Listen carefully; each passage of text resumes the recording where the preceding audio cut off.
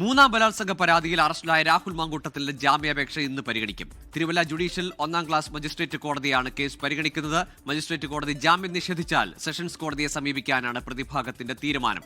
വിവരങ്ങളുമായി അശ്വിൻ പാലായി ചേരുന്നുണ്ട്. അശ്വിൻ, അന്വേഷണ സംഘത്തിന് കോടതിയിൽ വാദിക്കാൻ കുറെ കാര്യങ്ങളുണ്ട്. അന്വേഷണവുമായി സഹകരിക്കുന്നില്ല, ഡിജിറ്റൽ ഡിവൈസുകൾ തുറക്കാൻ സമ്മതിച്ചിട്ടില്ല, പാസ്വേഡ് നൽകുന്നില്ല, ഒക്കെയുള്ള ആരോപണങ്ങളുണ്ട്. അല്ലെങ്കിൽ പ്രോസിക്യൂഷന്റെ വാദങ്ങളുണ്ടാവും. രാഹുലിനും നടപടിക്രമങ്ങളിലെ വീഴ്ച അല്ലെങ്കിൽ തെളിവുകളില്ല എന്നതൊക്കെ കഴിഞ്ഞ ദിവസങ്ങളിലൊക്കെ രാഹുലിന്റെ അഭിഭാഷകരും പറയുന്നുണ്ടായിരുന്നു.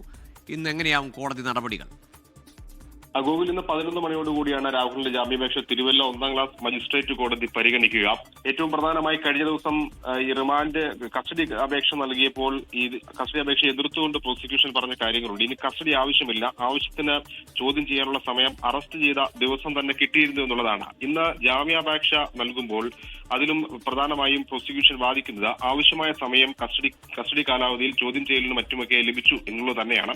അതിനും അപ്പുറത്തേക്ക് കേസ് കെട്ടിച്ചമച്ചതാണെന്നും അറസ്റ്റ് നടപടികളടക്കം ഗുരുതരമായ വീഴ്ച പോലീസിനുണ്ടായി എന്നും ഒക്കെയുള്ള കാര്യങ്ങളും പ്രോസിക്യൂഷൻ ചൂണ്ടിക്കാണിക്കുന്നുണ്ട്.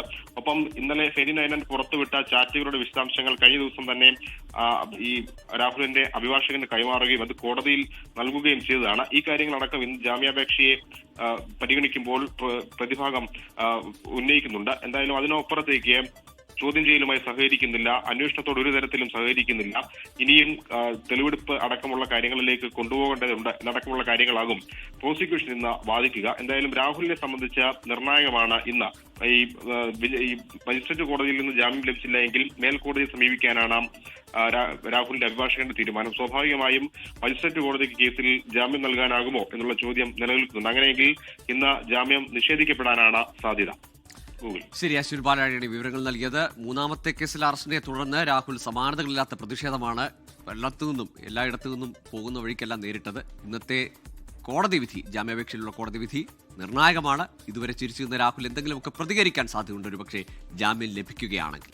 ലോകത്തെവിടെയായാലും ഏത് സമയത്തും 24 വാർത്തകളും ഓഗ്മെന്റഡ് റിയാലിറ്റി പാക്കേജുകളും എക്സ്പ്ലെയിനറുകളും വിശദമായി കാണാൻ ഞങ്ങളുടെ യൂട്യൂബ് ചാനൽ നിങ്ങൾക്ക് സബ്സ്ക്രൈബ് ചെയ്യാം.